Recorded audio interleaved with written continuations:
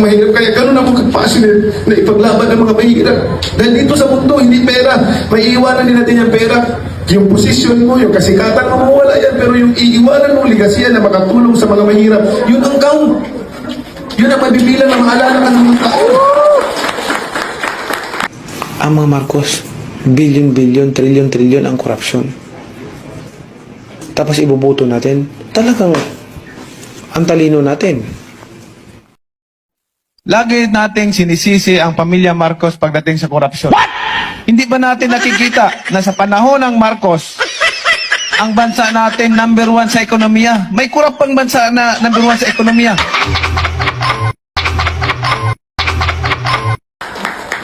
Kalimutan yan pag ito'y may nakikita akong mahirap. Kaya ganun ako ka-passionate na ipaglaban ng mga mahirap. Dahil dito sa mundo, hindi pera. May iiwanan din natin yung pera. Yung posisyon mo, yung kasikatan mo, mawala yan. Pero yung iiwanan mo, ligasiya na makatulong sa mga mahirap, yun ang count. Yun ang mabibilang na maalala ka ng mga tao.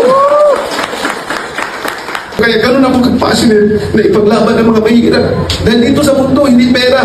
May iiwanan din natin yung pera. Yung posisyon mo, yung kasikatan mo, mawala yan. Pero yung iiwanan mo, ligasiya na makatulong sa mga mahirap, yun ang count. Yun ang mabibilang na maalala ka ng mga tao.